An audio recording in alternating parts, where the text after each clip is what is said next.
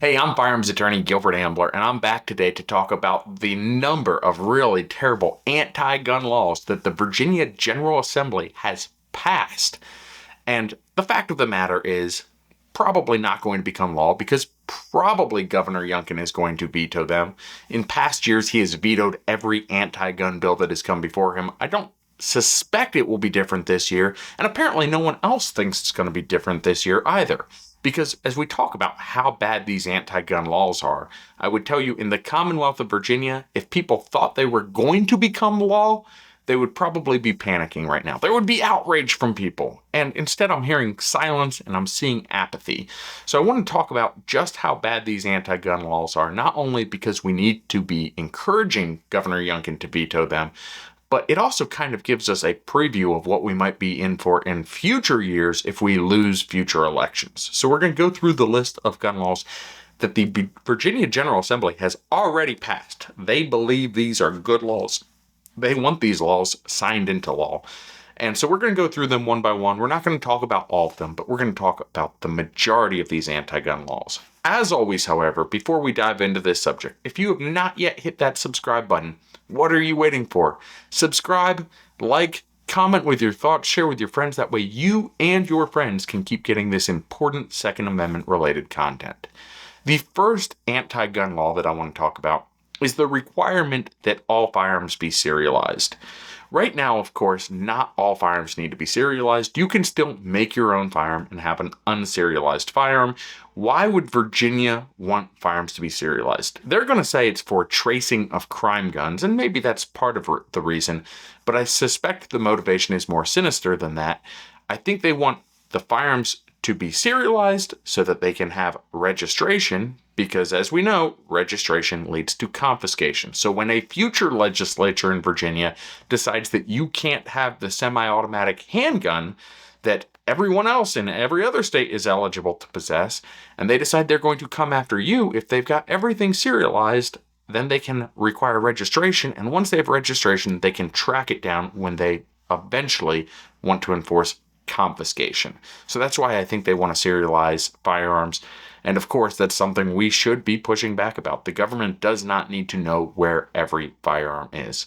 One of the next bad gun laws that I want to talk about is the mandatory waiting period. Again, just trying to make it more difficult for people to get firearms. There's a proposal for a 5-day mandatory waiting period before a firearm can be purchased or even rented. And of course, this is going to be really tough on gun ranges that get a lot of business from renting firearms. If this became law, you would have to show up, make plans, and you could 5 days after applying to rent the firearm, be able to actually rent it and use it, which is absolutely wild. There's also a ban on trigger activators. Terrible language in this ban. This bill bans trigger activators that mimic the rate of automatic fire. Well, what exactly mimics the rate of automatic fire?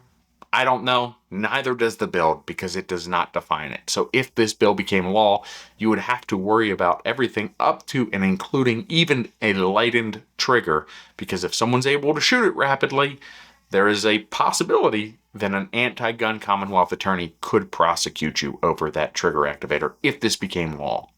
There's also a requirement that has been passed, again, by the General Assembly, not signed into the law by the governor. That's true for all of the bills we're talking about right now.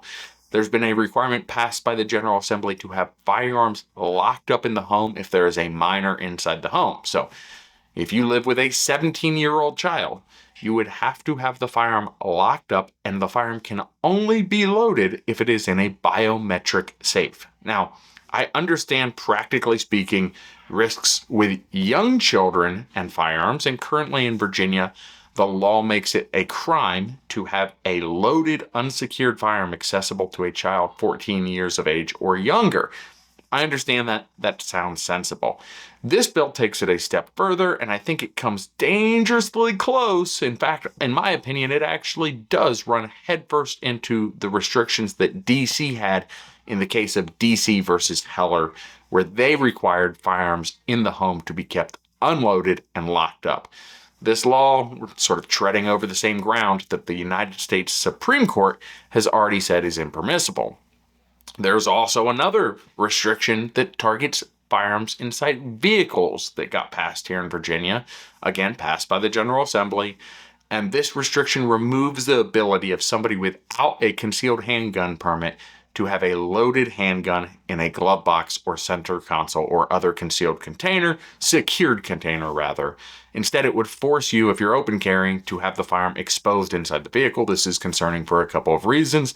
Number one, in my experience, when firearms are exposed in a vehicle, when they're sitting out on a dash or on a front seat, routinely, when there's some sort of disagreement about traffic, one party, if they can see the firearm, is going to claim that the firearm got pointed or they were threatened by the firearm. So by forcing people to open carry inside vehicles, I think we're going to see the number of cases where people claim that the firearm was threatening them go up.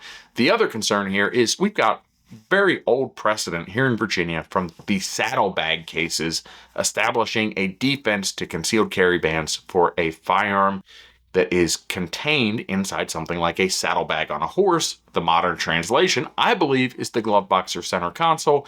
And so this law, if it passed, would run headfirst into a tradition of exempting that sort of carry in Virginia. And therefore, I don't think this law would pass constitutional muster.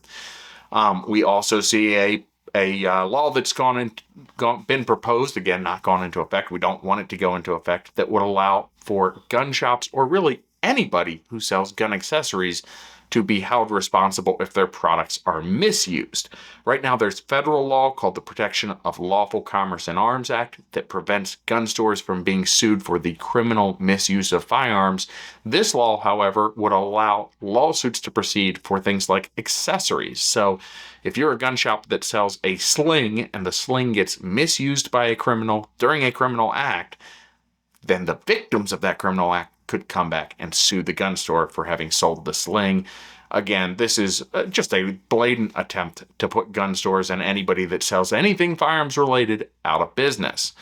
You also see another proposal that is a ban on firearms in all buildings of higher education. This is, ironically enough, the opposite direction. I think last year, or perhaps the year before, West Virginia went the opposite direction and passed a campus carry bill to make their campuses more safe to allow people to carry firearms on campus. Virginia trying to ban firearms. Now, currently, certain institutions have restrictions on firearms inside their buildings, but it is not a blanket prohibition across the Commonwealth. Next up, we see a bunch of laws targeting assault weapons. Their words, not mine. They define assault weapons various ways. Sometimes they're talking about weapons that include magazines capable of holding over 10 rounds. Sometimes they're talking about weapons that accept detachable magazines. And they're doing things like banning the open carry of anything that they define as an assault weapon, banning those between the ages of 18 and 21 from purchasing assault weapons, which flies in the face of all of the precedent that we're seeing across the country saying 18 to 20-year-olds have Second Amendment rights just like the rest of us. And then we are finally seeing a proposal, which they keep doing this every year, just rolling it a year back, banning the purchase of new assault weapons past July 1st of 2025. Final law that I think we ought to talk about is a ban on anybody who lives with somebody who has been convicted of domestic violence for receiving their firearms. So if you get convicted of domestic violence, you lose your gun rights, but now you cannot gift them to somebody else in the home to secure. The way it currently works is if you are husband and wife, for example, husband gets convicted of a domestic crime. Doesn't even have to be against the wife, right? Maybe husband is convicted of assaulting husband's adult child. Husband loses gun rights for that. Under current law, wife could take husband's firearms, and provided she keeps them locked up, including locking up the ammo in a way or in a situation that husband cannot access the firearms, such as a biometric safe keyed only to her fingerprints, then she would be in compliance with the law. However, this proposal, if it became law, would outlaw that and would effectively render someone's spouse or loved one unable to take firearms from their loved one, would force them to dispose of the firearms outside of that relationship, outside of somebody that they live with, and in many situations would render somebody unable to defend themselves simply because they live with a person who has lost the right to use firearms to defend themselves. Again, not a fan of this law. This is a solution in search of a problem, and I think it's a bad law.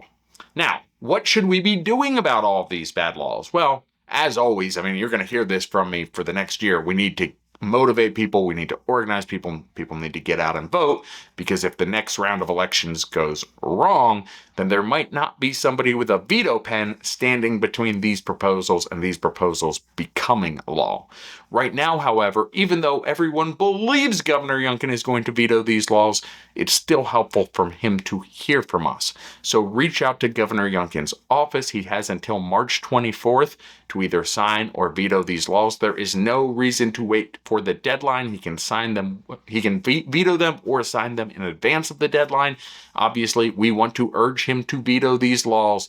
Contact Governor Youngkin's office, call in, write him a letter, let him know you want these proposals, these anti-gun restrictions, to be vetoed. If you enjoyed this content, go ahead, hit that subscribe button for us. Until next time.